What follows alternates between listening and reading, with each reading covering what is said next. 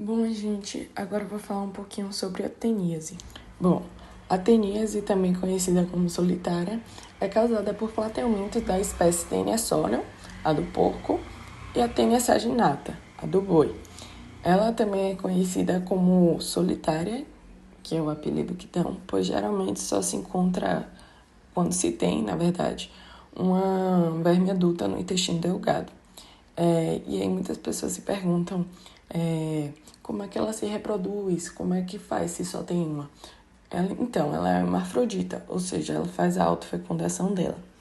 E em relação à sua estrutura, ela é composta pela cabeça, ou escólex, e o colo, que é o total restante.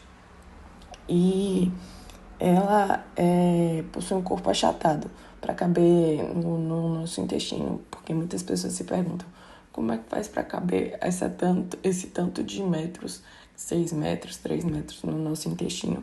E é justamente por isso. Nosso intestino já é grande e ela ainda é achatadinha, consegue se dobrar e desdobrar em vários tamanhos. E também ela tem como hospedeiro intermediário os suínos e bovinos, o hospedeiro definitivo, nós seres humanos, e o órgão de eleição, o intestino delgado. Essa transmissão da teníase, ela se dá através da ingestão de carnes cruas, de bovinos ou suínos, contaminadas com larvas de cisticercos. Bom, falando agora sobre o ciclo biológico, começaremos com o humano parasitado. Esse humano parasitado, ele irá eliminar proglótides gravídicas cheias de ovos no meio exterior. Muitas vezes essas proglótides elas se rompem na luz intestinal, o que facilita a eliminação desses ovos nas fezes. Mas o que geralmente costuma ocorrer é que essas proglótides elas são eliminadas inteiras e no meio exterior que elas são rompidas, eliminando milhares de ovos no solo. Isso ocorre na etapa 1 do ciclo. Em um ambiente úmido e protegido da luz solar intensa, ou seja, em um ambiente propício, esses ovos têm uma grande longevidade, mantendo-se infectantes por meses. Então, um hospedeiro intermediário próprio, o suíno Parathenia solium e o bovino Parathenia saginata, acabam ingerindo esses ovos. Isso ocorre na etapa 2 do ciclo, como mostrado na imagem. No intestino desses animais, a oncosfera, que é a larva presente nesses ovos, sofre a ação dos sais biliares desses animais, que são de grande importância para a sua ativação e liberação.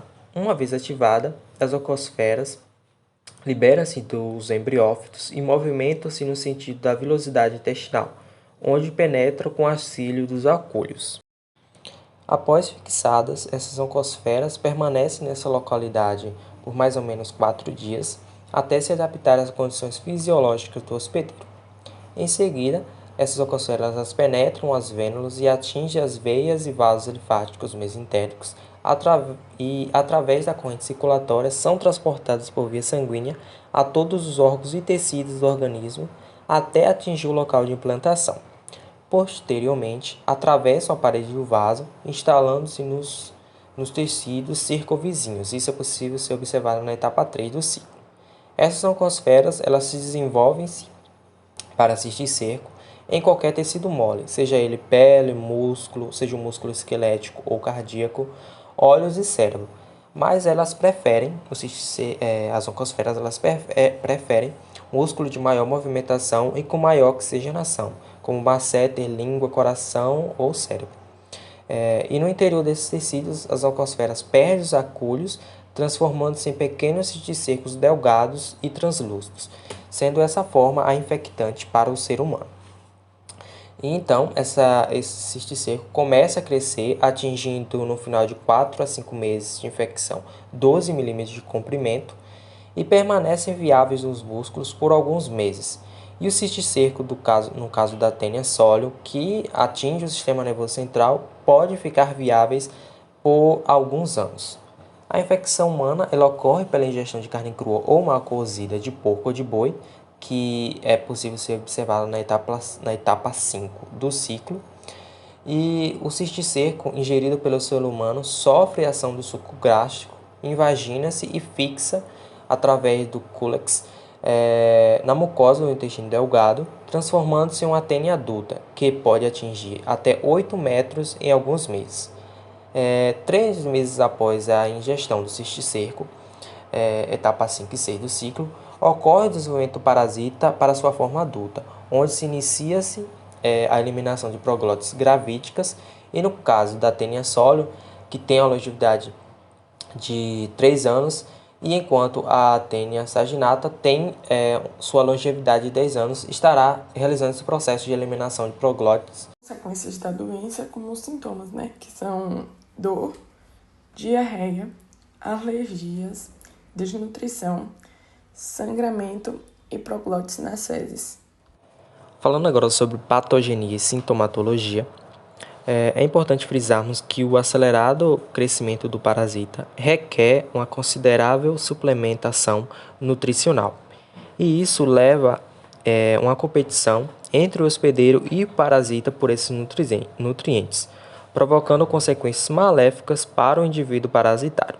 Entre essas consequências, pode ser refletido também na questão dos sintomas, como a tontura. Esse paciente ele vai apresentar crise de tontura, astenia. Esse paciente também irá apresentar apetite excessivo, crise de náusea, vômito. Esse paciente também terá um abdômen alargado. Ele irá relatar dores de vários graus de intensidade em diferentes regiões do abdômen. Esse paciente também irá perder peso. Isso são alguns dos sintomas observados em decorrência da infecção. E em casos mais raros é possível observar a obstrução intestinal provocada pelo estróbilo, que é uma das partes que compõem o parasita. E ainda será possível observar casos de apendicite pelo adentramento da proglótide desse parasita nessa estrutura.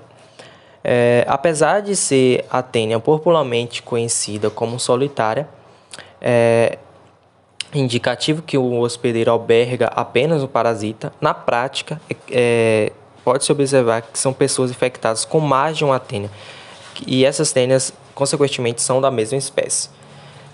Devido ao longo período em que a tênia sólio ou a tênia saginata parasita o homem, ela pode causar fenômenos tóxicos e alérgicos através de substâncias excretadas, e também pode provocar hemorragias através da fixação na mucosa e destruir o epitélio, além de produzir inflamação e com o resultado de um filtrado celular com hipo ou hipersecreção de muco. Bom, diagnóstico e tratamento agora, né? O diagnóstico ele é feito através do relato do paciente, que se dá a 1 ou 2 meses após a infecção, e através do parasitológico de fezes. E o tratamento ele é utilizado remédios antiparasitários e corticoides. A cisticercose humana é a presença do cisticerco, ou seja, da forma lavária da tênia sólio, nos tecidos humanos. Existe também a cisticercose no animal, onde há a presença dos cisticercos de ambas as tênias, a sólio e a saginata, nos tecidos dos suínos e bovinos. Mas nós vamos falar apenas da cisticercose humana. E nesse caso, o humano é o hospedeiro ocidental e os suínos e bovinos são os hospedeiros intermediários. A cisticercose humana é uma doença parasitária causada pela ingestão acidental dos ovos da tênia sólio. O agente causador da cisticercose humana é a tênia sólio, e na qual a sua forma infectante é no estado larvário, o cisticerco. Se apresenta como uma vesícula transparente e em seu interior contém um escólex invaginado. Os cisticercos têm como habitat alguns tecidos que possuem oxigenação e movimento, como o subcutâneo, o cardíaco, os sublinguais, músculos estriados esqueléticos, diafragma, mastigadores, olhos e cérebro. A transmissão se dá através da ingestão de alimentos crus ou água contaminada com fezes de humanos portadores da tênia sólio. Essa transmissão pode ser por heteroinfecção, que é a disseminação dos ovos da tênia sólio em água ou alimentos crus, ou mãos sujas de um portador do parasita. Essa é a forma mais comum de transmissão. Também pode ocorrer por autoinfecção externa, que é a ingestão de ovos da Taenia solium pelo próprio portador do parasita, devido a hábitos inadequados de higiene.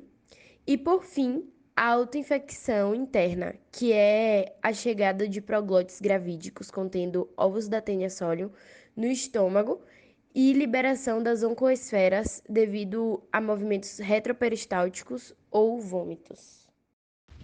Como Thalita disse, a cisticercose ela é adquirida pela ingestão do ovo da Taenia solium.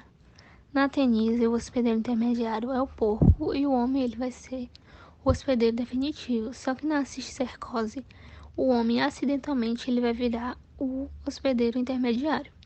E esse homem infectado, ele vai ter, né, o parasita adulto no intestino que vai liberar as proglótides grávidas que vai sair pelas fezes. E com a falha no saneamento básico, o homem vai acabar sendo contaminado por beber água ou ingerir, né, alimentos infectados por esses ovos. E esse ovo ele vai direto para o intestino, eclode e vai para a corrente sanguínea. E lá, né, ele vai para diversas partes do corpo, sendo eles o músculo, o cérebro, o pulmão, olhos e até mesmo o coração. E para isso não acontecer, é importante ter, né, o saneamento básico adequado para que o ser humano ele não tenha esse contato com as fezes. Bom, uma das consequências da doença é a neurocisticercose, que é quando ocorre o acometimento do sistema nervoso central decorrente da cisticercose. Os sintomas dependem da localização, do número e do estágio de desenvolvimento dos cistos. O período de incubação dura de 4 a 5 anos, ou seja, os sintomas podem aparecer anos depois da ingestão dos ovos da tênia. Os cistos que se encontram dentro do cérebro apresentam melhor evolução, sejam eles de tamanho habitual, necessitando de medicação parasiticida, sejam eles gigantes, através do tratamento cirúrgico. As formas da doença que causam a obstrução da circulação de licor, especialmente se acompanhadas de inflamação importante e da necessidade de implantação de derivações, apresentam uma evolução mais complicada, com internações frequentes e deterioração neurológica. De uma forma geral, quanto menor a inflamação, melhor o prognóstico e, portanto, quanto mais rápido for instituído o tratamento, melhor será seu resultado. Os sintomas geralmente surgem quando os cistos começam a envelhecer e provocam uma resposta inflamatória do hospedeiro. Os pacientes podem apresentar convulsões, danos neurológicos, como paralisias ou dormências em um segmento do corpo, sinais de aumento de pressão intracraniana, como dor de cabeça, vômitos e torpor, alteração do comportamento, meningite, como febre, dor de cabeça e rigidez do pescoço, entre outros sintomas. A maioria dos casos de cisticercose com acometimento muscular está associado com o envolvimento do sistema nervoso central. Envolvimento muscular isolado é muito raro, além de frequentemente assintomático. Existem 3 manifestações clínicas diferentes de cisticercose muscular: mialgia miopática, tipo nodular ou massa, tipo pseudo-hipertrófico. Neste, ocorre a formação de cistos multioculares no grupo muscular, que normalmente estão orientados na direção da fibra muscular. Alguns sintomas apresentados são inchaços, inflamações e dificuldade nos movimentos. E por fim, na cisticercose, os olhos são os principais alvos em até 46% dos doentes, caracterizado por uma reação inflamatória importante, evoluindo com baixa de visão. O acometimento do olho ocorre em cerca de 13 a 46% dos doentes e, além disso, pode ser intra ou extraocular.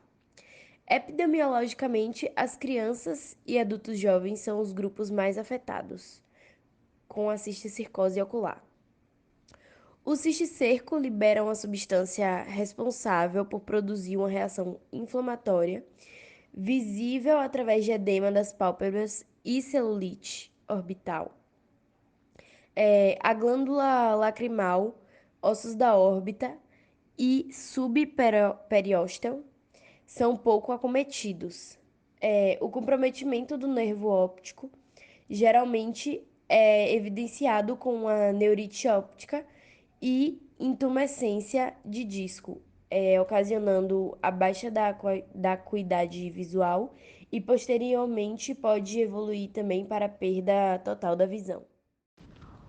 O diagnóstico da cisticercose é feito através do raio-x, que, como podemos ver na imagem, ele mostra, a presença de cisticercos em algumas partes do corpo humano, a tomografia computadorizada, que dentre os diagnósticos ele é a melhor opção, a ressonância nuclear magnética, a pesquisa do parasito, que pode ser biópsia, necrópsia e cirurgia, o exame oftalmoscópico de fundo de olho, a análise do líquor e técnicas imunológicas, que é a IFA, ELISA e alguns, que façam as reações cruzadas. O tratamento da cisticercose é um tratamento medicamentoso, onde vai ser utilizado antiparasitários como praziquantel ou albendazol.